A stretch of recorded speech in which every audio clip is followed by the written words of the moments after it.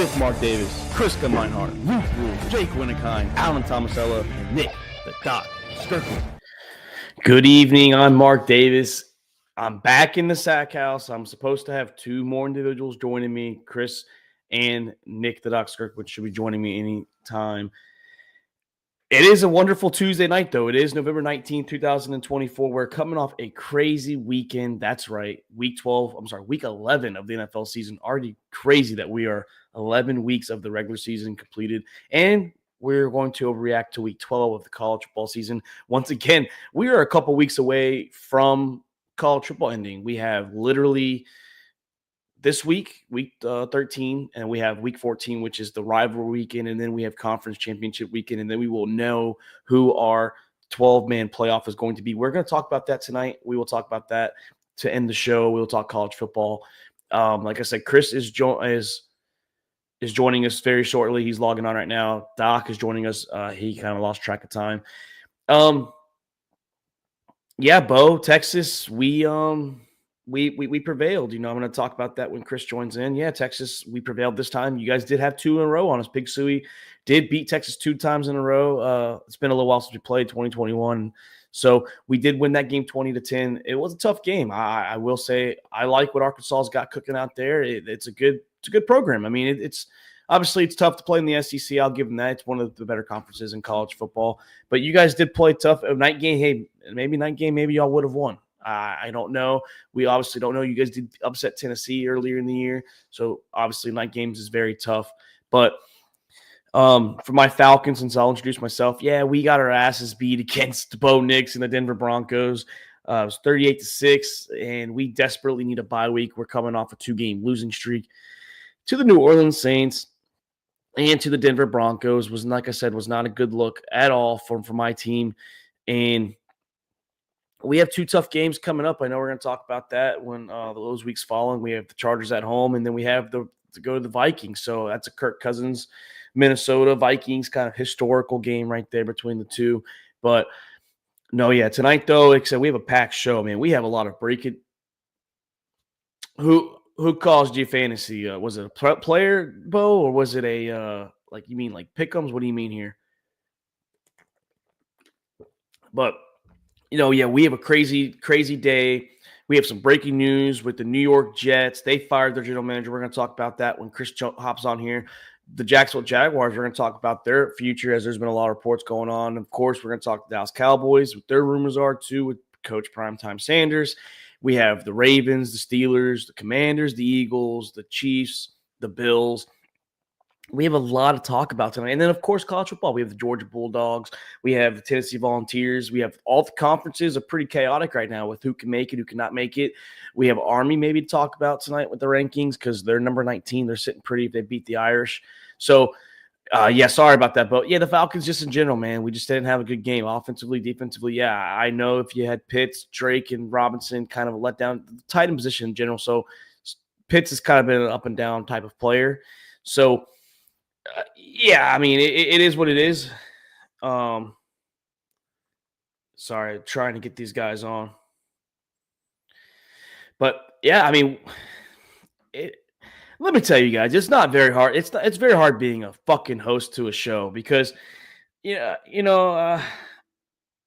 things happen, I mean, people say that they're going to be here all year and then, hey, they don't show up. I mean, yeah, I'm going to call them out. It's that, hey, I'm going to hold people accountable. It's tough. It really is. That being a solo show right now, it's not the easiest. I wasn't planning on being by myself, so kind of trying to wing it until I talk football, but I don't know how much longer I can hold off with the show at all, talking sports. So I'm just going to jump right into it. And I'm going to jump right into it. The the New York Jets have officially fired. They fired their general manager, Joe Douglas, after spending 5+ seasons with the New York Jets. Obviously has not had a good 10 years as a New York Jets general manager. He has not made the playoffs one time. Obviously, now he's being known for the Aaron Rodgers situation, bringing Aaron Rodgers in last year. Obviously got hurt 4 plays in on Monday Night Football to open the season. And, okay, we gave the Jets a pass last year as a whole. Obviously, they've already fired Robert Saleh. So Robert Saleh has been gone since, I believe, week 5. I think he lasted 5 weeks and he was out the door. So now the reports are Aaron Rodgers unlikely to be back in 2025. Devontae Adams is probably going to be out the door in 2025. Hassan Reddick's been linked to be out in 2025. So everyone you brought the last 3 years, the big names, Aaron Rodgers, Devontae Adams, Hassan Reddick, they're all going to be gone. And it just seems like they're back to rebuild mode once again. This franchise, they just can't get anything going with positive momentum. Now they have negative momentum. I mean, that's a thing. This team, this franchise has been doomed for a long, long time. It's been doomed since Mark Sanchez was there. Now, granted, they were 10-6 in 2015 with Ryan Fitzpatrick, but it came down to the last couple weeks of the regular season, and once again, they just couldn't make the playoffs. And if you ask me, this is one of the greatest failures of an attempt to make a championship caliber team. That's right. Yeah, I believe that this is one of the worst attempts of a college or of NFL team trying to make a Super Bowl. Chris, welcome in. We're talking New York Jets firing Joe Douglas. I'm currently on the wagon right now. This is arguably the worst attempt of making an NFL championship caliber team. 5+ seasons. You had Aaron Rodgers 2. Was hurt last year. They're at 3 wins right now. They're 3-7. It's a disappointing season for the New York Jets.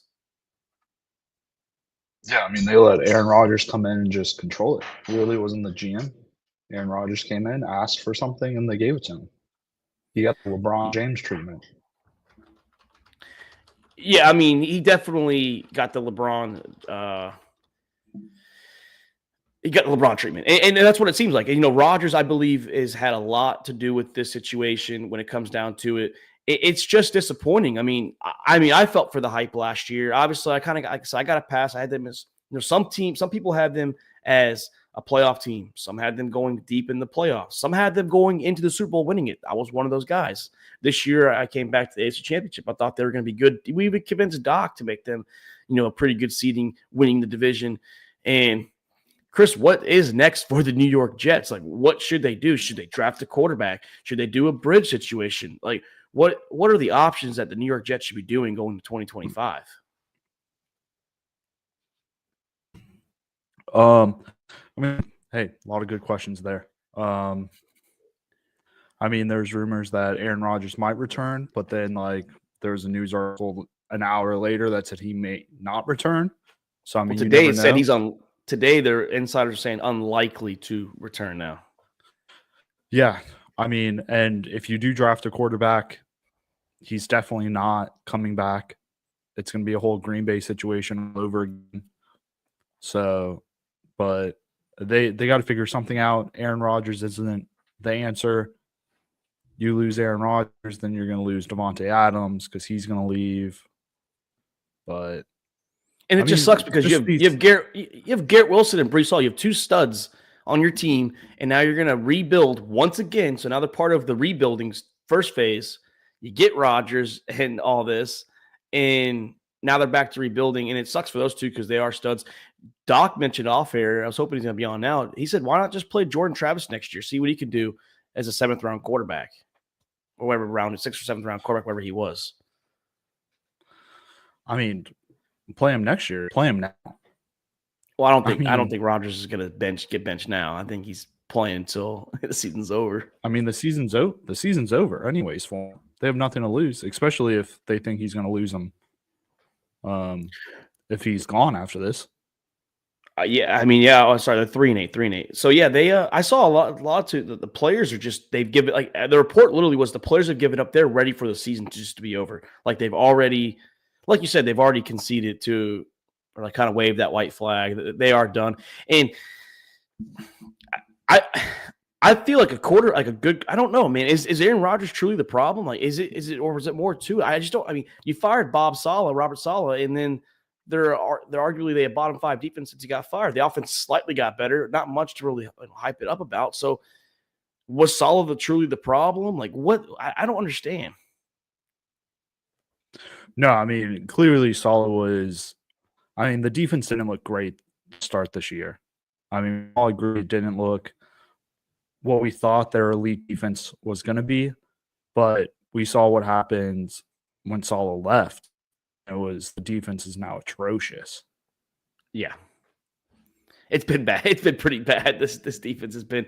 I mean, Sauce Gardner. We were arguing last night off air. Well, we were arguing. We were just discussing, is he overrated as a corner? He's had interception since his rookie year. I get it. Like, good corners don't always get thrown at, but when your passer rating against you is 117 or 111, whatever it was that Jake said, that's pretty bad. That means you are getting torched up. It's not like we're going to talk about Travis Hunter where the passer rating's like in the 30s or whatever he said. So, like, opposite situations there. Sauce Gardner was getting cooked by Alec Pierce against the Colts this week. Yeah, I mean, it's also a mind thing. I mean, does he even want to be there? Like, does he want to play? He's part of the problem. It just seems. I mean, right now it's giving me the Commander vibe from a couple years ago. Think so? Yeah, just none of the players. And I mean, like, I see it because the Saints just went through it. Dennis Allen lost the whole locker room. Then Dan Rizzi came in, and now everybody's buying in. Yeah, so I mean, the players have to go on the field and play, but I mean, it starts with the coaches.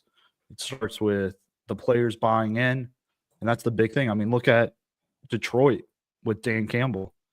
I mean, yeah, he had a shitty first year, but all the players still bought into what he was selling, and now look at him. Yeah, I mean, we already know about the Detroit Lions. That's for sure. I mean, he's a dog there, Chris. We're going to move on. Before we move on, just do that one thing I just requested you to do, and then we'll bring it back in. But yeah, we're going to talk about the Kansas City Chiefs and the Buffalo Bills. That's what's next on this docket. What an exciting game. It came down to the wire. Typical Kansas City Chiefs, Buffalo Bills matchup. No matter what the situation is between these two teams, it goes down the wire. Yeah, it was a 2-possession game. It was 30-21, but it came down to the end. Josh Allen, with his legs, decided the game with a big 20-plus yard rushing touchdown. He was not going to be stopped. It was a great game all around. Oops, sorry about that. Like I said, this game was back and forth all game long. It was a typical, Buffalo Bills winning the regular season. Josh Allen does his thing.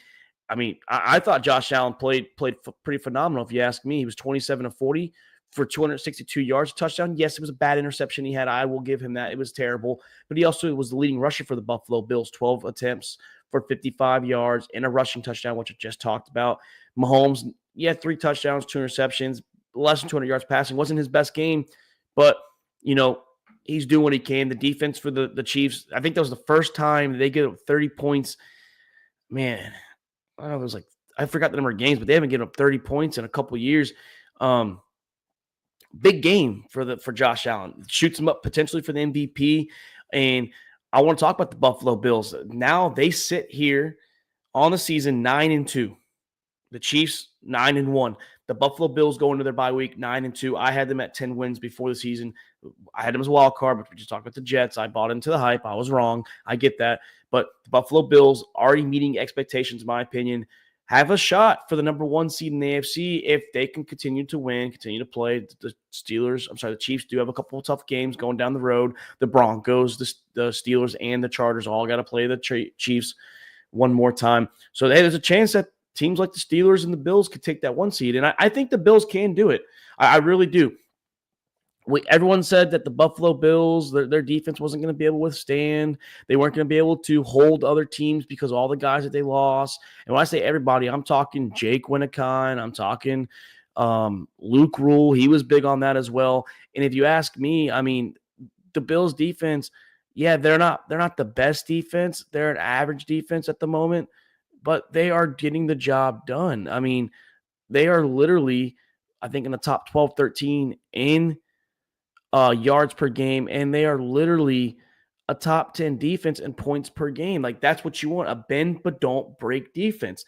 I mean, you'd rather have a defense that stops the other team with yards, but they're giving up less than 20 points a game. If your offense can't score you 3 touchdowns in a game, or the equivalent of 3 touchdowns in a game, 21 points, you shouldn't be playing. So I think that the Buffalo Bills have a good shot here to potentially win the 1 seed. I don't think they're going to. I think they have a shot to do it. And I think that Josh Allen is shooting himself into that race for MVP. James Cook having a pretty good season. And the reason why is because Amari Cooper, recently new there, but I'm sorry, Amari Cooper recently new there. Keon Coleman's been out a few weeks. So I think, Chris, we're talking about the Buffalo Bills, how they are 9-2. They're half a game back of the Chiefs, depending what the Chiefs do this week against the Carolina Panthers. I think the Buffalo Bills have a legitimate shot to win the 1 seed if they continue to win, if the Buffalo Bills lose to the Chargers, Broncos, or Steelers. There's 3 tough games. Well, if you ask Luke, it's only a tough game if you can bet on them. Yeah, only a tough game if you're not favored in the game. Or if you bet against them. Correct. No logic there at all, but that one pissed me off. I mean, when he said that would piss me off. I mean, we all knew that the Bills, for some reason, have the Chiefs ticket during the season. So, I mean, no big surprise that I don't even know who was favored. Was it the Chiefs? The Bills favored? The Bills were. When we did our picks, the Bills were favored by 1.5 points. So we did our spread too. Yeah. But it was but they're at home. I mean, we get it 4:30 kickoff, 4:25, whatever. Does this also? I was doing the numbers, Chris. The whole Lamar Jackson being MVP candidate number 1. I was doing the math. Yeah, total touchdowns 27 for Lamar, 23 for Josh. Both 7 total turnovers. Yes, Lamar's got 3,460 total yards to Josh Allen's 2,059. Is Josh Allen, should he be considered as the MVP favorite, or should it still be Lamar between the two? No, I mean, I think it's tough. It really is tough. It's what narrative you're pushing, honestly. It's what narrative you're pushing. Yeah, I mean, it's just another one of those years where we don't have a clear-cut MVP year, I mean, each quarterback has had their highs and lows. I mean, Lamar's had some games where he's played terrible. Josh Allen's had some games he's played terrible, especially early in the season. I mean, you had Goff, who threw 4 interceptions the other night. 5 interceptions the other night. 4 that really counted, though. One was a Hail Mary, but 5. Yes, still won the game. And then you have a quarterback near me who's fucking first in almost every passing stat, but his team just can't win games. The worst defense, probably one of the worst defenses in football. But I know the narrative I push with Josh Allen is because I still believe Lamar's got better stuff around him. Like, we all hammered what the Bills had before Amari Cooper got there. His number 1 weapon was Shakir. I'll take Zay Flowers any day. He had Derrick Henry. He's got James Cook. James Cook's not a scrub. I'm not trying to say James Cook sucks, but we thought the tight end situation. James Cook's not Derrick Henry. He's not. I mean, touchdowns wise, James Cook's he's getting touchdowns. Not as many yards, obviously, not many rushing per attempt. But Zay Flowers, I think Bateman's playing good this year. And we all thought Mark Andrews and likely were going to be good compared to Kincaid and Knox. Not saying those 2 guys are bad, but I just thought the whole situation, Lamar's in a better situation, and Josh Allen is 9-2. He's leading his division. He beat the Kansas City Chiefs. No other MVP candidate has done that this year. No, and the Bills can easily win out. I mean, their hardest game is the Lions. There you go. I was saying, not easily went out. Close to easily. No, I mean, they drop 1 and finish 3 losses on the year. Chris, that's gonna be the worst game for me to pick in it. I think Pick'em's history for me. I forgot you're a fanboy of both these teams right here. I'm a fanboy of Josh Allen. Yeah, I mean, I've been on the Bills. I've been on Josh Allen and the Bills since 2020. I've been loyal. I still stick with Josh. Josh is my guy. But no, Chris, should we feel worried about the Kansas City Chiefs at all? No. We still think – I mean, they have some tough games. But, and everyone's like, well, it's good that they lost because now they don't have to play meaningless football since Thanksgiving. People forget, their schedule's not easy. Chargers, Broncos, and Steelers and Texans. We just don't know which Texans we're going to get. Those are 4 games. Those are 4 winnable games for the other teams. So to sit here and say that they could easily just win out and go 15 or 16-1, that's ridiculous to me. Yeah, I mean, I'm not here to say that they're gonna fucking win out, but I don't think there's no push the panic button. We all know what Mahomes does. We all know what Mahomes does in the December timeframe. I mean, he plays different ball. I don't know what it is that Andy Reid just has them playing some sort of way. He came back to earth a little bit this past game. That's with the 2 interceptions. The first one was terrible. The second one, obviously, he's trying to make a play. He's down 2 scores, so he's trying to do something with nothing. And I hate when people were like, "Well, he threw a bad interception down 2." It's a little crooked there. When you have a bad interception at the very end of a game when you're down 2 scores, it's like, okay, well, he's trying. He has to make something out of nothing. That's every quarterback. It's not just Mahomes. It's every quarterback ever to play the game. Yeah, I don't know. When I watch Chiefs games, you almost rather just fucking mute the TV and play something else. Yeah. It's almost every announcer that just sucks them off. My sound wasn't on that game, and I wish it actually was because my team got their ass whooped. Oh, speaking of that, shout out to the Saints, 2-game winning streak. Sorry about the LSU Tigers, though. Tough loss. We'll see. Yeah.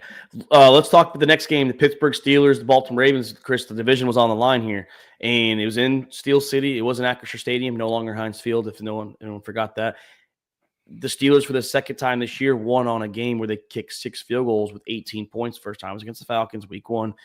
Chris, they beat the Ravens 18-16, and what I predicted came true. The defense was going to give the offense fits. So what do we think about the Baltimore Ravens and the Pittsburgh Steelers this past weekend? Yeah, I mean, I told you a couple weeks ago, I told you when Cincinnati played the Ravens, and then I forgot the other team. I mean, the game plan going into, and any coach should say, like, the game plan going into beating the Ravens is shutting down Derrick Henry. You shut down Derrick Henry, I'm not saying Lamar's a bad quarterback, but you make Lamar play quarterback. And he's proven countless times, some of it not his fault. Okay, so I mean, there were some drops. There were some drops. There were some drops. Like, if Luke's listening, it's not all on Lamar. I mean, Flowers had a huge drop in the 4th quarter late. I mean, they ended up getting the touchdown anyways to tie it up. 2 fumbles by running back and tight end. Yeah, I mean, it completely wasn't his fault. But I mean, there was a lot of also bad throws, a lot of batted balls down. So the interception, and I was trying to clarify with Luke, it wasn't because he said perfect throw. It's like, no, a perfect throw is when no one on the defense touches the ball. It was a great throw. It was just a 50-50 throw that the defender got his hand in and he ripped it away from Justice Hill. It was kind of like Justice Hill never really had true possession. So I wasn't trying to blame Hill. I'm not blaming Lamar. I'm just saying that was a great defensive play. It was just you didn't put it high enough or far enough just where it was outside the guy's reach. And that's not a knock on Lamar, but he took it that way, obviously, but it wasn't. Yeah, no. I mean, the Steelers came in here, played defense. They won the turnover battle, and then they relied heavily on their kicker. And then you have the 2 missed field goals by Justin Tucker. Very unlikely of him, but yeah, he tried to blame it on the field. But hey, your opponent over there went for 6 for 6. And I don't want to hear I don't want to hear, he plays here. You play in Pittsburgh every year, Tucker. You've been playing there since 2012, every single year. You know the stadium, you know the field. Well, he also said at the in the middle of the portion of the interview was that the field gets ran down in between the hashes. Well, I mean, that's still the same thing for Boswell. I mean, it's not like Boswell's kicking on a different field. And I hate the whole argument where it's like, Alex, I was dealing with this with my cousin. He was like, if they make the 2 kicks, they win. Okay, yeah, no shit. If they make the 2, I hate whether so the only way I would sit here blame the kicker, I'd blame it for the Bengals because you scored 27 points. You know what I mean? You put up points. You were going to score 17 if you didn't go for the 2-point conversion. So you're relying on your 3 scores, your 3 measly little 2 touchdowns and a field goal, which, by the way, he made a field goal. I mean, right? Because it was 16. So it was 10-18. So, I mean, I just – and I get it. I blamed Koo a little, but I blame the offense in general. Offense sucked against the Saints. But the offense in general just didn't look good. And they don't look good against the Steelers. That's been the trend. Doesn't matter if it's in the bank. Doesn't matter if it's in Steel City. It's a low-scoring game. Every score, the last, I believe, 8 out of 9 times, it's been under 20 points, both teams. So Lamar, like you said, P&P, Pittsburgh and playoffs is where he struggles typically. Now, we'll see the playoffs this year, but yeah, it's been true to the course, Chris. He's 1-4 as a starter against the Pittsburgh Steelers. His numbers diminished. He's got more interceptions than touchdowns, and he has no rushing touchdowns against the Steelers. Yeah, it's just a shitty argument saying, oh, what if Justin Tucker made those 2 field goals? They would have won. Well, what if Russell Wilson didn't throw the interception in the red zone? And they either got a touchdown there or they kicked another field goal. Then the Steelers still win, you know? It's the stupid argument.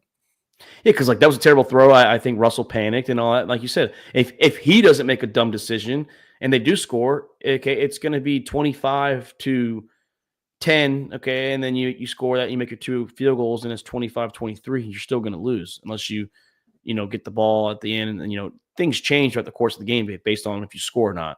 I mean, maybe your running back and tight end shouldn't fumble. Maybe your quarterback should make better throws. Maybe your receivers should catch the ball.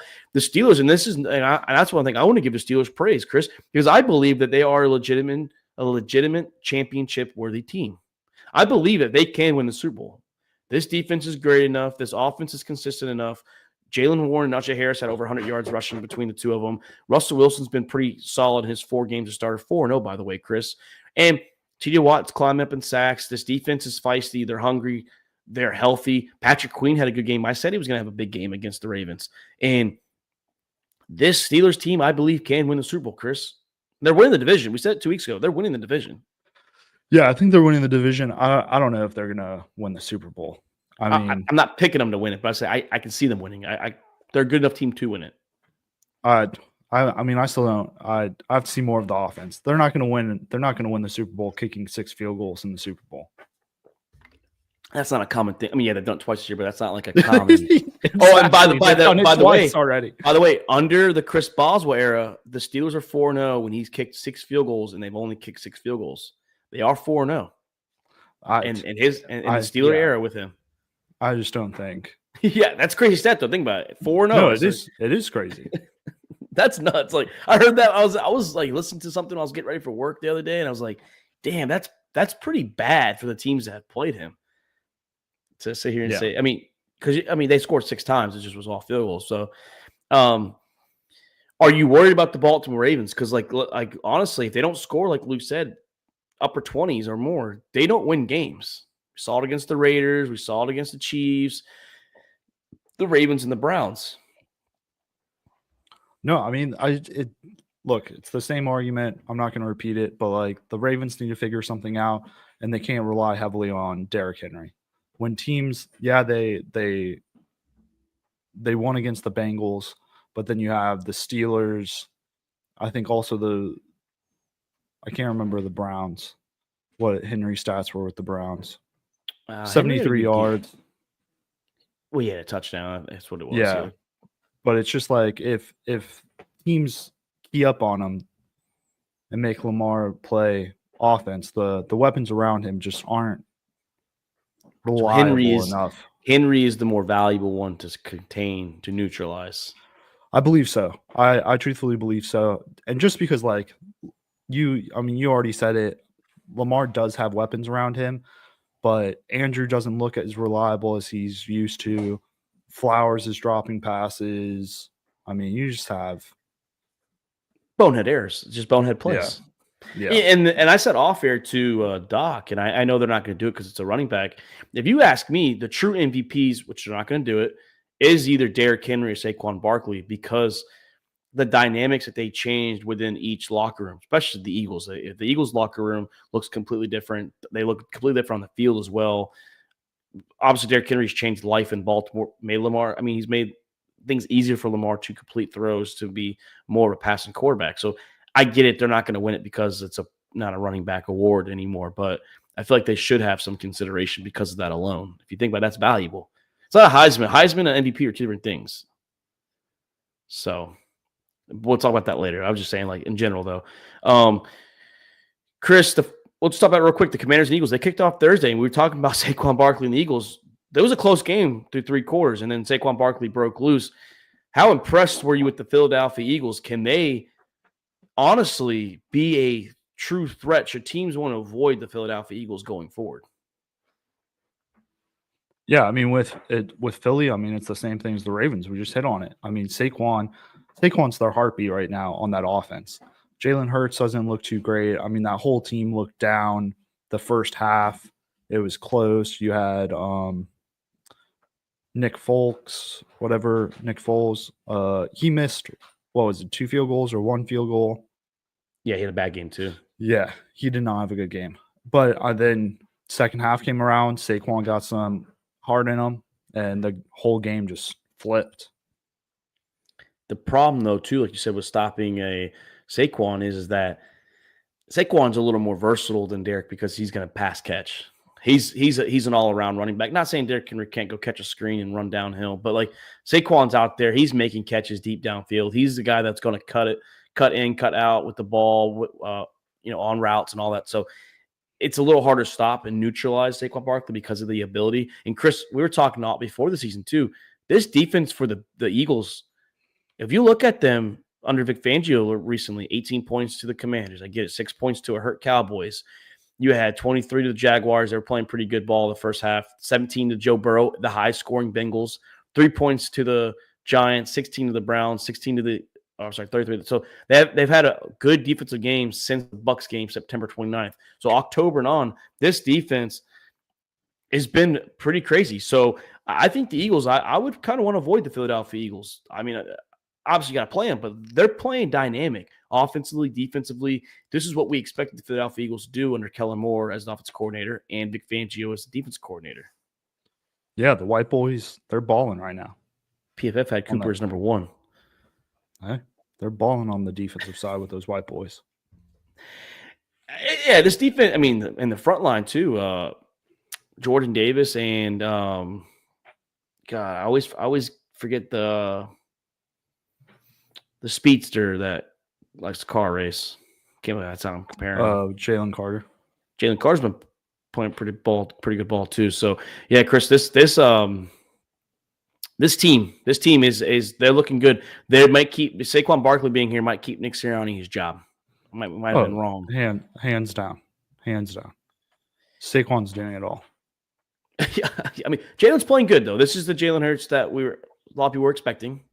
But Chris, let's move on to. I was going to try and say this for Doc, but since he's not here at the moment, let's talk the Green Bay Packers and the Chicago Bears. There's a lot of controversy going on with this game. So let's just break it down real quick. Bears obviously had a new offensive coordinator, and they brought him in. And I thought the offense looked better, if you ask me. I know they didn't score as many points. It was 20-19. Caleb Williams did a great job leading them down the field the last drive. And it looked like they were going to set up for Santos as a game-winning field goal. And it was blocked back-to-back weeks, Chris, by the way, blocked field goal to win the game. The question, though, is did the Chicago Bears get robbed on the final kick? Did they? Was there something I missed on the final kick? Pat McAfee broke it down. And Belichick said the same thing. He's like, well, first off, kicking field goals is hard for the defense side to do it. So you're not allowed to run over the center. Well, there's like 3 or 4 guys that clearly ran him over. And then you're not allowed to push someone in the back on the kicking team to get an advantage. Lucas Van Ness was put. Even Ty Schmidt, Packers fan, said it. They didn't call it. So they had, and that is the third flag. I forgot the third one was. So I felt like they got robbed on the chance to have a game-winning kick go down. Not saying you're going to make it. Also, the Bears kicker does kick it naturally low too. But I felt like this was a good game, Chris. I don't know how I feel about the Packers going forward or the Bears. I'm not impressed with either of these two teams. I'm really not. Jordan Love is like a leading interception guy, and he's pretty much missed a couple games. Yeah, no, I mean Jordan Love, you're going to get that from him. He's he's a gunslinger. I mean, he's gonna sling it, and especially some of the deep balls, he's gonna hope for the best. You know what I mean? And yeah, and someone's catching it. Someone's gonna catch this ball. Jameis Winston, all over again. Yeah, it's getting that way. But Caleb Williams just, dude, I don't know what it is with Caleb Williams. I mean, he has. I don't know if it's the coaching staff, like we talked about, if people believe in him. I mean, clearly his teammates don't believe in him. If the rumors were true that they were trying to get him benched, but I mean, he has all the pieces around him. Yeah, it sounded like they were wanting to get benched to kind of like the Bryce Young thing, where you refresh your mind, come back. Anthony Richardson did the same thing, it seemed like, and play better ball. I mean, the quarterbacks that got benched, they're undefeated since they came back, if I'm not mistaken, right? I think Bryce is 2-0 since he came back. AAR is 1-0 since he came back. So yeah, but yeah, I mean Bryce Young. I mean, he played the Saints, and who did he beat in Germany? He beat the Panthers. I mean, the Giants. Panthers. He beat the Giants. Yeah. So welcome, Doc. We're talking your team. We were talking about did the Packers get lucky and did the Bears get hosed on that final field goal attempt where there's clearly the center being ran over, the long snapper being run over by 3 or 4 guys, and Lucas Van Ness, former Iowa boy, was pushing 2 or 3 guys in the back to create an advantage, which is against the rules in the NFL rulebook. I mean, it is, but at the end of the day, I'm going to say the same thing I said, in the game against the Eagles in the playoffs, the old double doink game, that was tipped. Let's not forget that. We shall never forget. But it was tipped because they created an unfair advantage they broke the I'm rules talking, to get the tip. I'm talking about that one. But no, we shouldn't have been in that position. We shouldn't have been that. This team has all the weapons on both sides of the ball. And I'll tell you what, Caleb Williams looked a hell of a lot better. This team overall looked a hell of a lot better than they have in previous weeks under Shane Waldron's call. But we can't put ourselves in a position to lose a game like that. The defense came through. The first drive was rough against the Packers. We held down the rest of the game. This is a Bears team that should be forefront without any question. Like, it shouldn't even be a competition. For the division? No, but in most of the matchups. I mean, in yesterday's game, when you talk about how this defense is stacked up, right, we've lost games. Other teams have not won games. We have lost them. You look at where we should be and how we've played in the games we've had. The Bears are easily on top of the division, in my opinion, or at least fighting, or at least neck and neck with the Lions. You know what I'm saying? We haven't played Minnesota yet, and that would be our chance to top them. Chris, we know why he was late. I think Doc's been drinking a little late tonight. Well, I mean, does today end in Y? It does, but compete with the Lions. Compete with the Lions. That's you lost me on that. Maybe compete with the Vikings. Maybe for tell me if the play calling was what it was consistently, what we saw against other games this season, if it was a snippet of what it was yesterday, right, under Brown's first game as a play caller, why can't the Bears compete, Mark? Well, I mean, why can't they be up there? I mean, you did score only 19 points when the Lions are scoring 33 points a game. So, like, I get it. Okay, if that's your offensive coordinator, he did. Yeah, I get it. 19 points is a lot better than what I've been seeing lately from you guys. And I do agree, offense looked a lot better. Caleb looked a lot better. The guys looked happy to be there.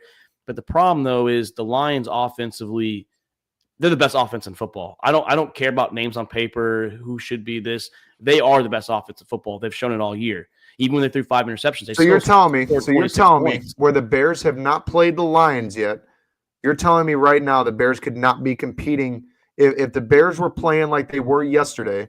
And remember, the two haven't played each other. I don't think you'd be 9-1. I would say that. I don't think you'd be 9-1. Oh, I said maybe a hair behind, 8-2 maybe. All right, we should have won the Washington game. We should have won the Arizona game. I wish you were on the episode that following week against the. I wish you were there for that one. You know what? I think that was the episode that Chris. He was. Chris, what do you mean you should have won? Almost. What do you mean you should have almost won the Arizona game? Y'all lost 29-9. It wasn't even like it was close. Your defense didn't show up that game. I know. Defense, you're right. Defense was not there, but the offense is not there. You can say the same thing with the Patriots game. The Bears should have won that game. I don't care who you are. Well, your defense should have won that game hands down. Oh yeah, that was an offensive struggle. But Chris is saying though against the Cardinals though, okay, you would have to score 30 points And that's against the where Cardinals. and that's where the 8-2 might be. Okay, that's where the 8-2 might be. The Texans we could have beat. I'm not saying we should have beat, but the Texans we could have beat. The Colts we should have beat. Rams we beat. Panthers we beat. Jags we beat. Commanders we should have beat. So the 2 would be the Texans and the Cardinals. I mean, but yeah, So, I mean, there's a lot. so you haven't played the Lions yet, right? So the only thing we can compare right now is that the Or the Lions put up Vikings. 50 points on the Jags, and y'all put up Twice. 35. They've scored 50 points twice this year. The Lions have. Best. I mean, it's the best offense in listen. football. I mean, I don't think Doc's arguing that, but Doc, I'm not. I'm just saying the Bears could be neck and neck, a little behind the Lions right now, fighting for the division. And Now, then you you get know it. into now division play. But you say all this what if, though. Would you have beaten the Rams if they were healthy? Because remember, they didn't have Puka Nacua or Cooper Kupp. So, I mean, I get there's a lot of what ifs with your offense, but imagine If they we were under healthy. Brown, yeah. I'm just saying, If the offense was calling the way that we've seen it been able to call, and I don't understand what – here's my problem with Shane Waldron is you had winning schemes, winning play calls, and then you had to come out and shake it up and try and prove something that you didn't need to prove. And also, like you mentioned, you haven't played the Lions yet. I was trying to say you also haven't played the Vikings yet, neither. So you have to play the Vikings twice. You still got to play the Lions twice. You got to play the Packers in the season.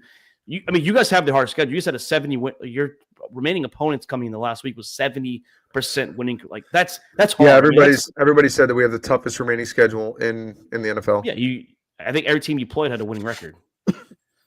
So.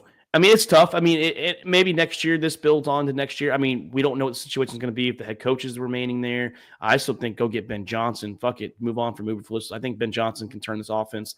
Fuck the new offensive coordinator. I don't even care about him, honestly. Go get Ben Johnson.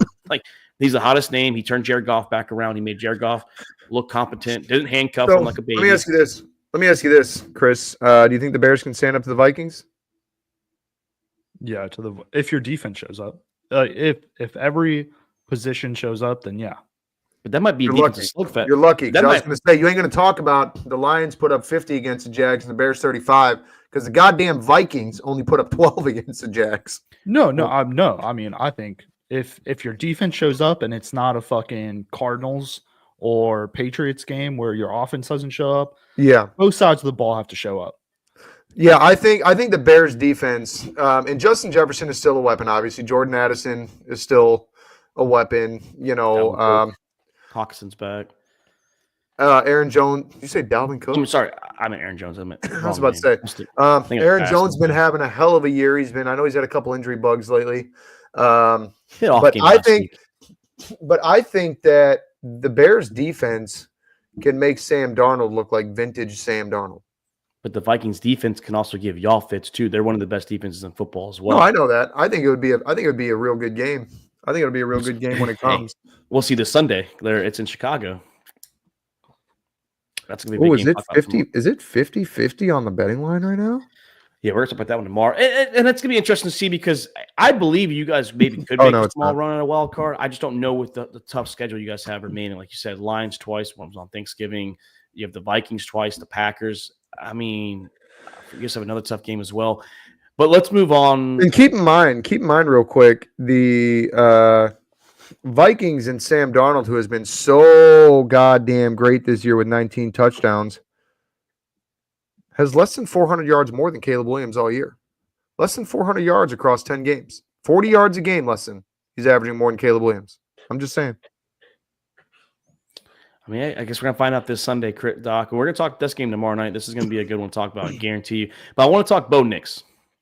Has he shot himself, boys, up for Rookie of the Year, where it seemed all year it was the LSU quarterback? It was Jaden Daniels from the Commanders now. Has Bo Nix started to reach that threshold? Has he even surpassed or possibly surpassed Jaden Daniels? Yeah, I mean, he is one of the greatest coaches in the NFL. Here we go. Historically and now. Sean Payton is just an absolute mastermind offensively. I mean, defensively. He's a mastermind. Everything. Great coach. Good bounty. I'll tell you what. Hey, he had no part of that. No part of that. He got suspended. Bo Nix has done Bo Bo's- Nix has done a hell of a job getting this offense down. That's why I said, I mean, like total Doc. Jane Daniels has more total yards. Bo Nix has got more total touchdowns. He does have 3 more interceptions. Not sure about the fumbles. So, okay, I think he's got like 400 or 500 more total yards than Bo Nix. So, I mean, I think Jaden came into a worse situation. The Broncos were a 7-win team. Commanders were like a couple wins last year. They were the number 2 overall pick. I don't know, man. I think either one's the right answer, but Bo is shooting himself up there too. Like, I mean, he's playing phenomenal football. He honestly is. No, I think it's the flip of a coin right now who wins offensive rookie of the year. Shit. Yeah, Bo's ball. And Broncos and not just the Bo Nix, the defense is good, which changes things there for Denver. Denver is a sleeper team for the wild card. I know they have a couple tough games still. And that's part of Bo Nix. And Chris, I want you to apologize to Bo Nix. You were a big hater on him during the Summers episode, especially the draft episode. You said, ask Mark. I said he sucks. He's not good. You owe an apology. No, fuck him. I don't know. Here's my biggest thing in the takeaway with Daniels and Bo Nix, who I both think are clear front runners for the offensive rookie of the year right now. Yes, sir. Daniels is really regressing. Daniels has been kind of. I mean, he had some good yards against the Bears, 326 through the air. The injury, obviously, against Carolina, you can't really hold anything there, but. He was consistently, around averaging about 250, 240 a game. You look at the last 3 weeks and he's averaging like 200.5 yards a game. He's kind of come like this. You know what I'm saying? And Bo Nix is doing the exact opposite. Bo Nix is shooting through. He kind of had a very, very slow start. First couple of games, he didn't get his first. I mean, no rookies got their first touchdown until like week 3. But Bo Nix has been absolutely dominating. From the quarterback position in recent weeks, and that's what does it for me, right? So Jaden Daniels came out strong, and if he starts to regress and he's not playing up to the potential that he showed he could do early, kind of speaks volumes to me as far as the kind of player and what we can expect from him in the future. But when I look at a guy like Bo Nix, who after his first couple games, you're looking at him and going, "Is this guy really get drafted in the first round?" And now you start to see what he's doing. And this is the same argument that I make for Caleb Williams is, honestly, we have what it takes to win this year, but it's not about wins, losses this year. It's about progression and learning the tempo and the speed of the NFL. And are you getting better as an NFL quarterback? Are you growing or are you going backwards? And right now it looks like Jaden Daniels going backwards. Bo Nix is breaking through the roof right now, breaking through the ceiling and Supermaning it up to the sky. So, I mean, if he continues to go that route, Denver is – nobody saw this coming. And I was arguing, Chris, I was arguing with Riz over, I think it was yesterday or Sunday after all the games kind of like settled down. And we were talking about the whole rookie of the year thing. And he was like, well, the Broncos, man, I forgot who it was. I think it was Riz, but he's like, the weapons in Denver, man, much better. I was like, yeah, you're right. Vele, a rookie this year from Utah, very outstanding. Everyone saw that guy coming. Devon Vele's been playing pretty good ball. That's number 2 receiver right now for the Denver Broncos. So, I would say that, okay, maybe Cortland Sutton is pretty good, but Terry McLaurin's got pretty good weapons himself. With Terry McLaurin, Luke McCaffrey's doing pretty good. Zach Ertz is still decent at his age. Austin Eckler and Brian Robinson. So, I mean, like, Jaden's got some weapons there. No Devon Vele, though, apparently. No, I mean, I think Sean's doing exactly what he should have done with Bo. I mean, he's taking the game plan back, not forcing anything. I mean, the screen game too is outstanding. I mean, Sean Payton was always good at screens. Yeah, he was. But no, I mean, like Bo just wasn't forcing anything. I mean, especially during that Falcons game, he was taking his time. He was checking it down. You just couldn't. I don't know what happened to the Falcons. Every time he threw that ball, I wanted to bash my head against my wall. I mean, he was kicking our ass. I mean, he was kicking the shit out of us. And on us, man. It really is. But hey, 2 more topics before we go into college. That's all right. I know you guys are itching for college. Jacksonville Jaguars, just real quick. They've been rumored to fire their coach coming up very soon. Bye week's coming up. I know Rap Sheet was reporting anytime, maybe this week possibly. Do we see a coaching change and a general manager change? Possible links, by the way, with Bill Belichick linked to the Jacksonville Jaguars. I think what we need to see is Jacksonville relegate to the CFL, and we bring up the top competitor in the CFL. Because this dumpster fire organization, man, they just can't figure it out. They've had a playoff contention team that absolutely just flatlined in the secondary on a chance to win a game. I don't know. I don't even know what they're doing anymore. I don't know. Like, it's not even like they're trying to lose. They're trying to see how far down they can go before somebody calls them out. I mean, year after year, they draft talent. They build this team. They lose them when it's time to get paid because nobody wants to stay in Jacksonville, and I don't blame them. I mean, aside from the dog shit team, it's I don't know. Is it hot and sticky in Jacksonville? I haven't been in Jacksonville. It's hot and humid. Yeah. So I mean, this dumpster fire organization. The fact that Doug Peterson had a job before he walked off the field on Sunday is a miracle in itself. This guy needs to go and buy a lottery ticket because he's going to need a backup plan because his time is fucking coming. All right. But this guy is an absolute joke. I'm convinced now that when he won in Philly, it was the team and the team alone. I don't think he had anything to do with it because you want to talk about Jaden Daniels doing a little one of these, right? Dougie P was fucking here with the Philadelphia Eagles. Okay, that guy was a cancer to the organization, and he is proving just how quickly cancer can spread in this world with how bad Jacksonville is playing. Like, look, Trevor Lawrence was awful before. The guy is an absolute bum now. Okay, this team was bad a couple of years ago. This team, like, I can't even put into words how bad you need to put this team in a box and just set it ablaze and just start over.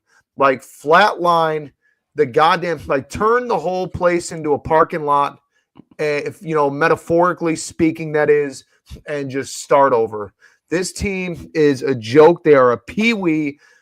They're not even a pimple on the ass of any other team in the NFL. They might be getting Travis Hunter in the draft, is what the rumors are. Listen, you leave anybody in the front office of this team, and you let Dougie. If you don't give Dougie P a 500-mile restraining order, okay, Travis Hunter is going to succumb to the same bullshit, just like a Bears quarterback would in Chicago. Damn, Chris. Don't mention the Jacksonville Jaguars around Doc anytime soon. Yeah, terrible. I feel like he's more mad about the Jaguars than his own team. I'm just so sick and tired of this team is good. There's potential. There's this and that. They can't do it. If they had a chance, why didn't they keep Calvin Ridley? I don't know. Hey, that doesn't. Him and Brian Thomas would have actually been weapons. Could have been, yeah. That does it for the Jacksonville Jaguars. Let's go to the Dallas Cowboys real quick. Rumors have been reported by Michael Irvin, Coach Primetime's friend, that Coach Primetime would be interested in the Dallas Cowboys if they draft Shedeur Sanders. Coach Primetime backed down and said, I'm not leaving. What is going to happen with Coach Primetime in the Dallas Cowboys? Is he going to Dallas or is he staying put in college? He's going to stay put in college. Colorado. Too much he might be getting that 4-star quarterback too. Too much control that he has, and I think he likes that control. He can control the players, which he can't do in football, NFL. So, yeah, I think that's a great point. I don't think it's so much. I mean, controlling the situation and the outcome. I think that he knows that he can build something great in Colorado, and I think, when you look at, here's the problem, man. When you look at Dallas, doesn't matter who you bring in. I mean, he's got to know you ain't building nothing great in Dallas. Jerry Jones is the biggest thing getting in Jerry Jones' way.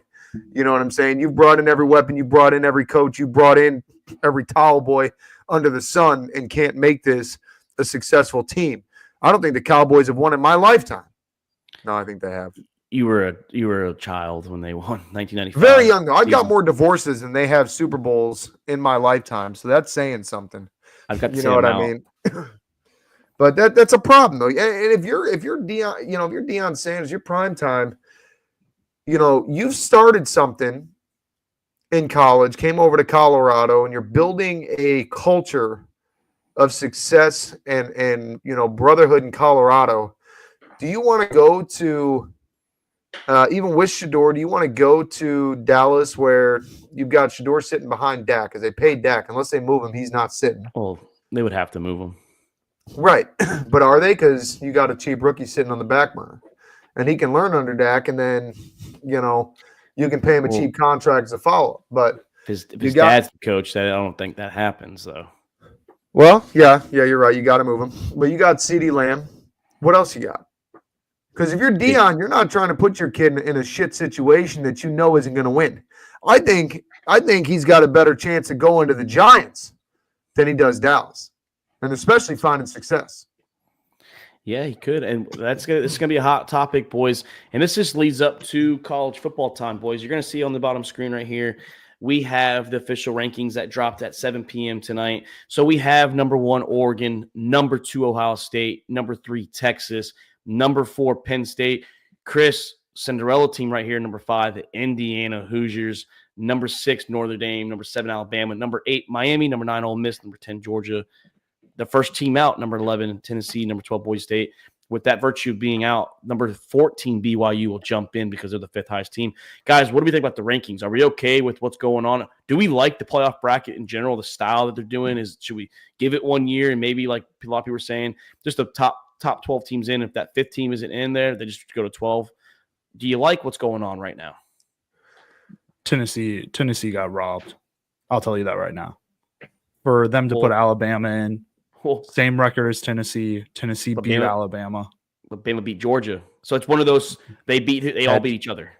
Okay, head to head though. You argued head to head last year. But it was 1v1. But it was 1v1. They all beat each other. Georgia beat Tennessee. Tennessee beat Bama. Georgia's in though. Yeah, but why would you kick Bama out? They beat Georgia. Because Tennessee beat Alabama head to head. But you see my situation though. They all beat each other. It's a triangle. You can't use the triangle. That's what it is. It's a triangle. Okay, I get it's a triangle, but it doesn't make sense. Well, then that situation, then you have to kick another team out. You can't kick Bama or Georgia or Tennessee out. It has to be another team. What's the argument here? So he says that Tennessee should be higher than Bama because they beat them, but Bama beat Georgia. So how do you kick Bama out of the top 12 and keep Georgia in? Why would you kick any of them out of the top 12? He's saying Tennessee got robbed because they're the first team out because they're 11. The 5th team would be BYU. They slide into the 12. Tennessee gets unfortunately kicked out. They're number 13 on the playoff bracket. Well, guys, what did we learn last year? None of that shit fucking matters. You can be 11, win your bowl game, conference, whatever. Not bowl game, win your conference or do whatever, and still come in and make or not make the playoffs. Well, none of that shit matters. Ain't nobody out right now. Well, a 12-man, if you win your conference, if you're the top 5 conferences, you're in. I know, but I'm saying there's no telling you, or there's no saying that one of these other teams get knocked out. Yeah, but what he's saying, though, is Tennessee should be in the playoffs if it ended today because they beat Alabama. So, like, the argument is Bama is 7. Georgia. I know what you're saying. Ole Miss should be knocked out. That's the thing. Maybe Ole Miss should be, or Georgia should be knocked out. Listen, what I'm saying. I know what you're saying. What I'm saying is Tennessee being number 11 does not mean Tennessee's getting knocked out. We're just saying right now. Yeah, we're talking about if it I know. today, though. I know. I am talking about if conference championship is this weekend. Tennessee ain't even playing. If conference championship is this weekend, it don't mean Tennessee is the one that's out.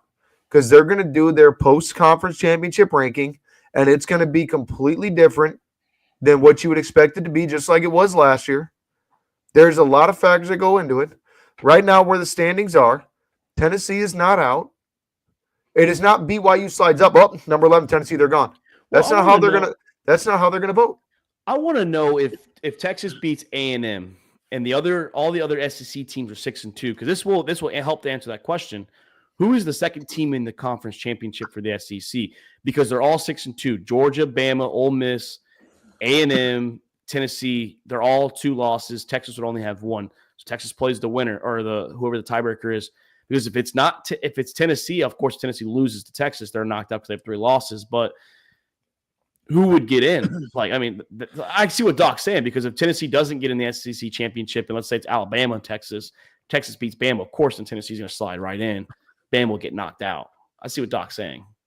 It's going to play itself out if Tennessee does not play in the SEC championship, or if they get in and they win. Obviously, they're gonna look at the things like strength of schedule. They're gonna look at who lost to who, right? They're gonna look at Tennessee and say you beat Alabama, big win. They're gonna look at Tennessee and say you lost to Arkansas. Okay. Well, Georgia's, and that makes sense. But they lost to Georgia. I know, that's what I'm saying. That makes sense. But you're looking at Tennessee and you're going, okay, you lost to Arkansas. Not a pretty look for you. So who did Georgia lose to? Who did Alabama lose to? Looking at common opponents. That's the number 2 tiebreaker, record versus all common opponents. All right. They're going to factor everything, and that's where they're going to have their long deliberation and go, hey, Tennessee lost the game. You know, who did Ole Miss lose to? Ole Miss has lost to – the problem is, the thing with Ole Miss is they've trailed the third least amount of time this season, but they've lost to – right here, they lost to LSU by 3 points in overtime. And I remember that game.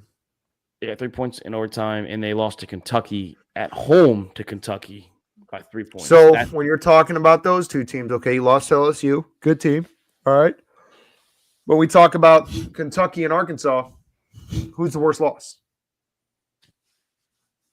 Well, the thing though with the SEC is, especially the SEC, is one of those 4 teams, and Alabama, Ole Miss, Georgia, Tennessee, are most likely not going to make the playoffs, because if A&M does beat Texas, then Texas joins that 2-loss group, and one of them has to play A&M, or vice versa. Texas plays one of them.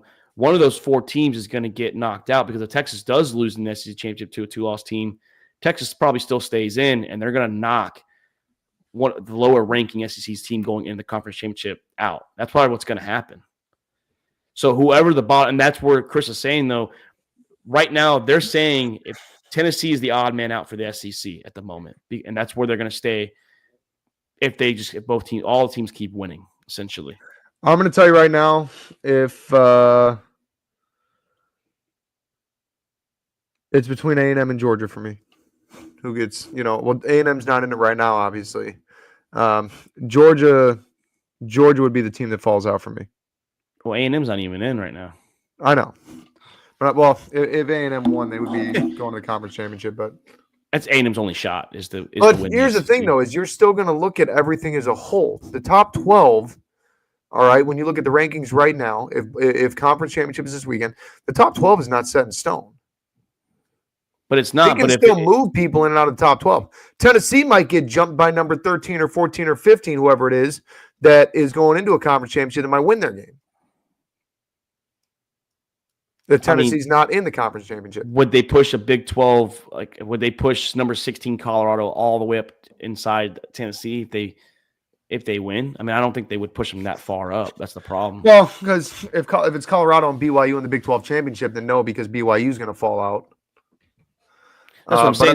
But, I mean, it could. They'd be BYU. It could. If Tennessee is 11, BYU is what, 14? Well, they're going to kick Tennessee out in virtue of having that 5th conference winner out. That's the problem, is that 5th conference winner is not in the top 12. So Tennessee, unfortunately, whoever's number 11 or 12 is going to get. Number 11 or 12 is not the guaranteed gone. Well, it is. That's what I'm trying to say. Because listen, you look at the rankings last year, okay, and this is my point, and this is what I'm trying to get across. All right. And my team was a perfect example last year. Florida State, undefeated, won the ACC championship, right? And guess who got knocked out of the top 4? So just because you're in the top 12, even if the rankings are set today, championship weekend is this weekend. But the problem, if you're in the top 12, doesn't mean you're staying in the top 12. Doesn't mean number 11 or 12. Doesn't mean anybody's getting. It doesn't work that way. The difference was Bama beat number 1. There's no way that Tennessee's just going to climb up if they don't. Listen, I'm not talking about differences. What I am simply saying is the 1 through 12 is not set. It is not an automatic. All right, number 12 right now is the 3rd conference. It is not, or the 4th conference, I mean, the 4th. It is not an automatic that if the 5th conference comes in, Tennessee is by default the one that's gone. If they're number 11, yeah, it means no, it's not. They're going to deliberate.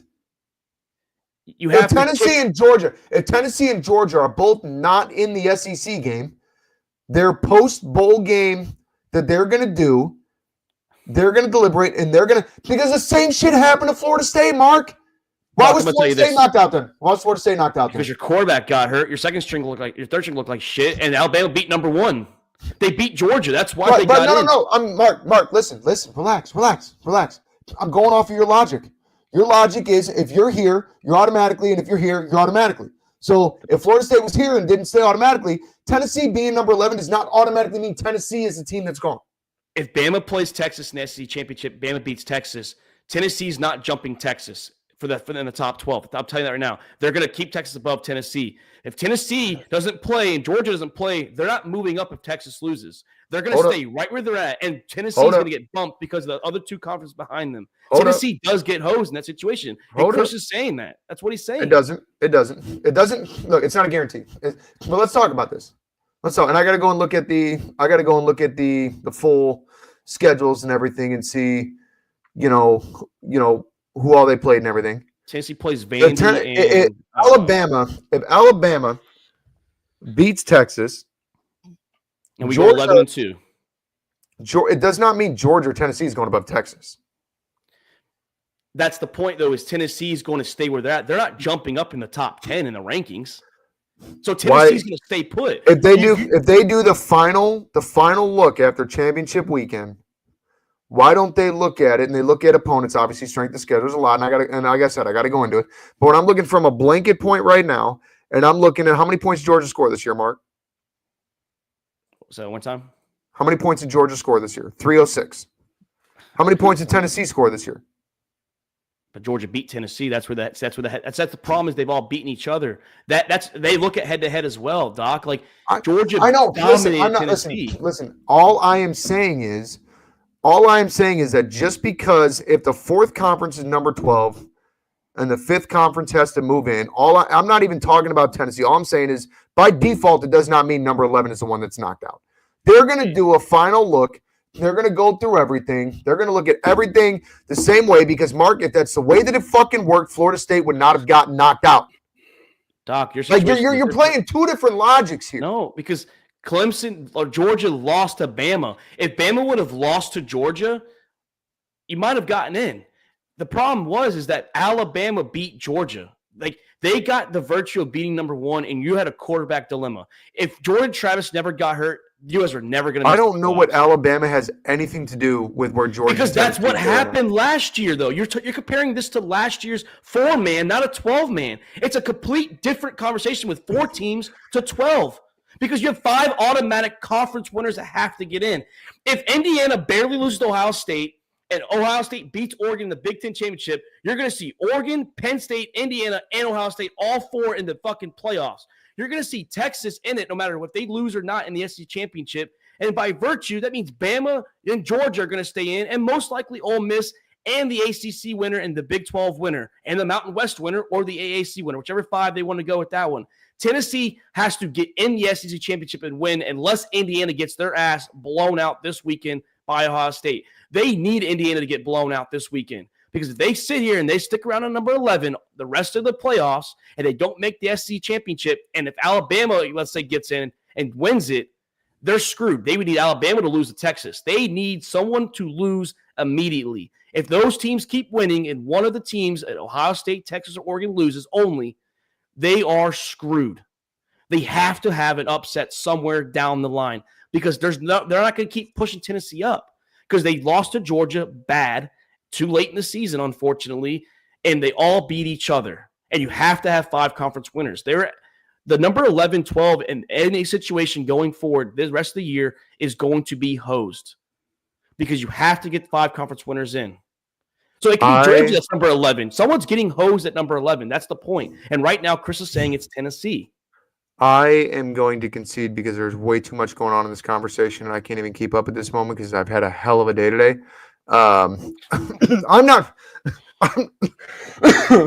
Excuse me. I'm not arguing like I got to look at way too much to like sit here and argue like who's getting hosed. my whole argument was that it sounded like you were saying like because they're number 11, they're the one out, and all I was saying is They are. but you're talking about it. I'm saying number 11 by default. Not even talking about Tennessee. Number 11 by it doesn't work that number 11 gets knocked out by default. And again, I'm not disagreeing. Boise State's at 12, though it does. But I'm not saying. I know. I'm not saying I disagree with the argument about Tennessee. I got to look at shit. I got to break shit down. I got to look at shit. But if I've learned anything at all from this college football playoff ranking that they do after championship weekend, there's no fucking telling what they do. The problem, though, with the 4-man and 12-man is just two different criteria to get in. There wasn't a criteria necessarily to get in the 4-man. There's a criteria for a 12-man. You automatically have 5 automatic berths. That's the problem. Yeah, I know that. You have the top 5 conference. And here's another scenario for you. Let's say SMU beats Miami. My brain hurts. Or Clemson. Or sorry, let's say Clemson wins the AC championship. They're way the fuck down. And let's say the Mountain West is there in the Big 12. You might knock 3 of these teams out. You might knock 10 and 11 out because you have to. You might if you had to bring up Clemson, yeah. That's what I'm saying. So, like, Chris is right. Like, you swap Miami? I mean, if Clemson's way the fuck down there, is Miami knocked out of the top 12 then? Because they're only number, 8? No, they're getting knocked out for sure. They'll get knocked out of the top 12. And that's an even swap then. But you'll push Tennessee to 10, and then you have still the Mountain West, and you still, let's say, what happens if Boise State loses? Yeah, but now you'll push a number 11, you mean, but you'll have 11 and 12 that are automatic bids now. But not if Boise State loses at 12 and you have the AAC champion in Army potentially in the Big 12 who's number 16. See, this is the same shit. This is the same shit we talked about last year. There's way too many possibilities. I just want to know why Chris thinks that Tennessee should be higher than these teams. He never really got to explain. I know he has to go. They beat Alabama. It's just the logic doesn't work there with me for 3 teams though, because they all beat each other. But Alabama beat Georgia. And that's why I'm saying last year with Texas and Bama, it was completely who Georgia beat? Things. Tennessee. It's a triangle. Tennessee, see, Bama and Texas last year we beat each other. Like it was 1v1. There was no other third team that had a say in it besides Florida State, but we knew their situation. Ours was just you had to beat. We beat Bama. Hey, head up. There was no one else tied with us. We beat Alabama. Yeah, like I said, I'm not. I got to do some research to find my argument on where I think my top 12 is. I don't have a chance to do it today. I just don't think being number 11 means that you're automatically the one gone. Now, in Tennessee's situation, it might be. That's why I got to do the research and see. But I'm talking blanket. All right, let's take all the teams out of it. If you're at number 11 and number 14 is the 5th automatic bid, it doesn't mean that 11 is the one that drops out. It could be another team. And now it's easier to make the argument here because it's mostly SEC teams that are on the bubble, right? Well, it would be 11. But if you're talking about different conferences, then you got different things to look at that might say, hey, this team's number 11, but the team that's number 10 hasn't had the strength of schedule. Like Indiana, right? Like Indiana's 106. We talked about this, Mark. Indiana's 106th on the strength of schedule. 10-0 is impressive, but how impressive is 106 on the strength of schedule? Well, your math's not working, though, Doc. Back to that is if 14 is the last team to get in, 12 is automatic, then 11, whoever is the lowest seeding in the top 12 is getting bumped. So if it could be 12, it could be 11. It just depends on where those 5 conference winners are currently at. At the moment, so if you got, let's just throw out a ball or a curveball here, right? You got, let's say Army, or not Army. Let's go. Go Clemson and Army. Put them in there. And the Big 12 is outside the top 25. All right, so you got Miami. Let's put Clemson at number 11, Army at number 10. All right, Army strength of schedule, let's say, is 114. And let's say Clemson's strength of schedule is 65. Clemson's lower. All right, they both win conference championship, let's say. Or no, they don't both win. Huh? Well, Clemson can't get to 11 unless they win the conference championship. They're not climbing. All right, I'm just trying to make it. Let me make another example here, okay? Do it realistically. So let's go Tennessee at number. Let me see here. Let me see. So for example, right here. Let's just for example, SMU beats Miami, right? And let's say SMU cracks into the top 12. Let's say they crack to number 10, and they keep Tennessee at 11, right? And let's say Boise State wins it, and they keep them at 12, right? And let's say Colorado at 16, they win the Big 12, and they push them to like 14. So SMU is going to get the 3rd. The Mountain West right there is going to get the 4. and they're going to have to push the 12 seed. It's the same scenario because let me give you this one. Let me give you this one. You got Tennessee at 11. Let's say for example purposes, Indiana's number 10. Indiana's strength of schedule is 106. Tennessee's obviously is a hell of a lot higher. All right, similar records. Let's say they're both 10-2. So 10-2, Indiana's they're out the door, dude. They're not going to be number 10. I'm not. Look, this is 11 a blank. 1. No. They're both 10-2. It's a blank. We're not talking about Indiana was 10-0 and lost the last 2 games. We're talking blank. I'm only using this because this is 2 conference teams that is not looking likely to go to the national or to the conference championship. All right, because right now, if you're looking at the rankings, the conference championship is going to be Oregon and OSU. All right, so I'm not saying Indiana that they were 10-2 and lost their last 2 games. I'm saying for whatever the first weeks. All right, where we stand right now, let's say Indiana's 10, Tennessee's 11. They're both 10-2. All right, let's say they both lost the first 2 games, won the next 10. They're both 10-2. Indiana's strength of schedule is 106. Tennessee's obviously a hell of a lot higher than that, playing in the SEC. So neither of them make the conference championship. And then you've got BYU wins the conference championship, all right? And let's say they're at 14 after winning the conference championship. Is Tennessee the one that you're knocking out over Indiana when you factor things like strength of schedule? Because they're both 10-2. They both started out 0-2. Whatever it was, Indiana got rated up higher. I'll tell you why. This is where you factor all the things that really drive, okay, are we keeping Indiana in there or Tennessee? You're going to keep Indiana. You know why? Because if the committee really respected Tennessee more going to conference championship where neither team plays a game, they've already had Tennessee higher. Because the fact whoever wins the SEC and whoever wins the Big Ten, is it going to change Indiana? It's not going to change Tennessee. Neither played that weekend of the first weekend of December. Nothing is going to change with those two. They stay put. The only thing that happens is do they get bumped down or bumped up because of an upset in front of you or a conference championship winner that has to get in. Indiana, whoever 10 and 11 is going into that weekend, if they don't play, they're not moving 11 in front of 10. Otherwise, they would have already had 11 in front of 10 before the weekend. But this is where all those final factors are going to come in. The reason why Florida State got jumped is because Alabama played that weekend last year.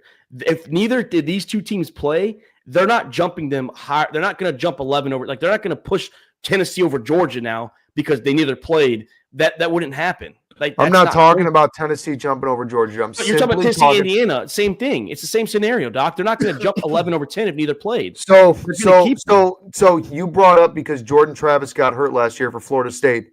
Why was Florida State still top 4 after Jordan Travis got hurt? Because you had another quarterback situation in the ACC championship. It wasn't just Jordan Travis. They factored that in, and they factored that Alabama beat number 1. It wasn't just the situation of the quarterback. We went over this last year. Bama got in because they beat Georgia. That's what happened. And most likely, even if Georgia would have beat Bama, because who were the 4 teams last year? It was Michigan. Yeah, so you guys would have been out regardless, most likely, unless they would have kept Georgia in, they would have kicked y'all out anyways. Y'all would have been the 4, and Texas would have been. We would have been the 4. Y'all would have been the 5. You guys were out regardless. They weren't respecting Florida State because of a quarterback situation and no automatic bids. That's what happened last year. That's exactly what happened with the Florida State Seminoles. It's unfortunate. I agree with you. It sucked. But I'm not even talking about Florida State, dude. I'm not like I brought them up because of the swap. I'm not upset anymore about last year. It's over. No, and I get but the problem was Alabama played last year going into the conference championship weekend. If 10 and 11 don't play, they're not pushing 11 over 10. Otherwise, they've already had them higher to start off the weekend. You're not going to push 2 teams that didn't play. They're not going to flip-flop them. Did Florida State not play?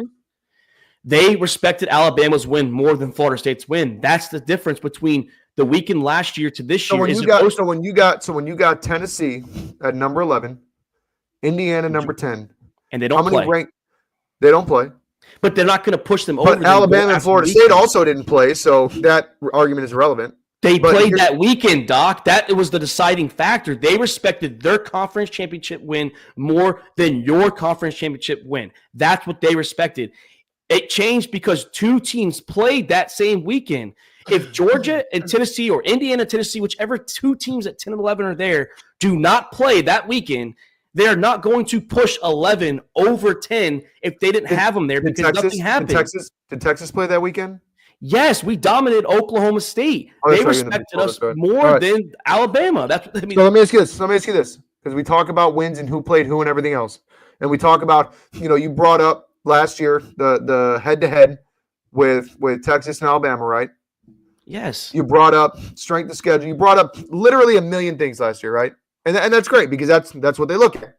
So when we talk about if in a situation where Tennessee is number 11 and Indiana is number 10, how many wins against ranked opponents does Indiana have this year? They have none, but they've already had them there, Doc. Okay. Why would you? So- my question is, if you're the committee, why would you flip it after the weekend if they didn't play? Why wouldn't you just already had them number 10? Nothing changed. Because you Nothing look changed. at everything from a deeper scope. Nothing changed. They spent all Because day you look Sunday at already it- deciding it. Because you do that because you can't really. It's hard to make the flip beforehand because you've got conference championships going on that might adjust it anyways, right? Why would it adjust 10 and 11 if 10 and 11 doesn't play? Why would it adjust those two? Nothing changes between those two. Nothing changed. The ranked teams are the ranked teams. I'm just asking, like, what changed between I just 10 and don't 11? think that if you're there and you don't play, you're solid, locked in where you're at. I think that they'll look at everything from a you're saying bigger 11 lens. can jump 10, though. I'm asking, how can 11 jump 10 if neither played and they're sitting there depending on who's Because ahead they and go, behind? holy shit, Indiana played nobody, and Tennessee had three ranked wins this year, and they deserve to be here. But they would already done that the week before when they spend all day Sunday looking at every single person's, because nothing's going to change from the rankings. The teams that are in the conference championship are still ranked, so that doesn't impact who's ranked or not at the end of the conference championship weekend.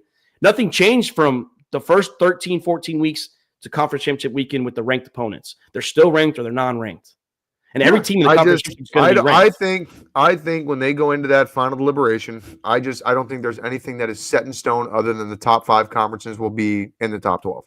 Yeah, and if it stays the way it is, I don't see how they would flip 11 Tennessee over 10 Georgia, because they don't play. And let's say Bama beats Texas.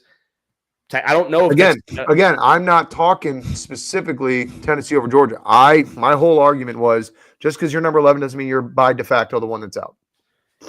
it is if there's two group of 5s that are behind you that have to get pushed in front of you. You get bumped down. We'll see. I mean, they can't bump 8 out. They have to bump the lowest seed out. I mean, it's 11 and 12. Listen, buddy, it's a voting thing. If number 1 ain't a conference champion, they can bump them out. All right. Come on, let's be realistic. They're not going to do that. I know. Like, unfortunately, 11 and 12 are the two teams most likely out. If there's only Listen, buddy, they could vote out number 2 or number 3. All right. They could vote out number 3 after winning a conference championship. All right. It's a vote. It's not when it's automatic bid. They're not going to bump the SEC winner out of the highest group of 5 if they won their championship. Well, here's the thing, and we don't know because this is a new process. It's common sense. They're not going to bump the SEC or Big Ten winner out of the Mark, if I learned anything last year, there is no common sense. Well, Doc, you were the 5th highest conference winner. Y'all would have automatically been in if it was this era. But you were. Oh, if it was this era, but as long as it's now, we can get fucked.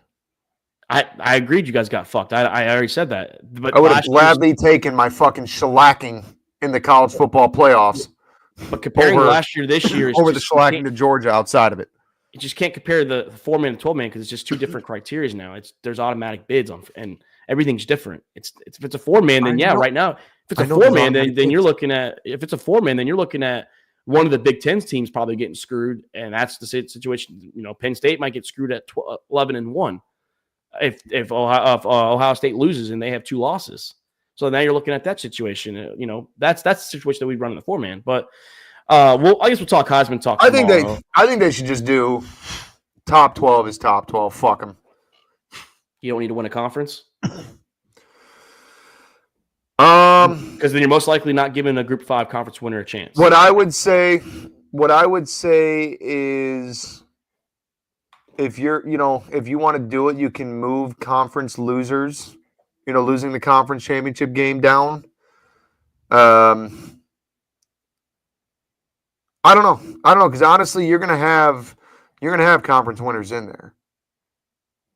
Yeah, but if you do that, then you're not going to most likely respect that Group 5 winner, because how often are we going to see Boise States and all these other schools that high? Well, you're going to be surprised with this NIL now. My earpiece died. Oh, But it's fine. we're just gonna sign off. Boys, great episode tonight. I'm gonna try and read your words right now.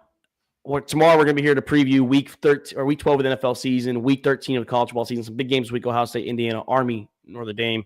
Go Army this week. Hopefully they win. Go Indiana too. Chris, great show tonight. Yep. Good talk, Chris. Yeah, good talk there, Chris. Jesus That's okay. Christ, You made it. Good job. Thank you. Doc, great episode tonight too. I'm Mark Davis. This is About the Boss podcast. We'll see you guys tomorrow night. We are out.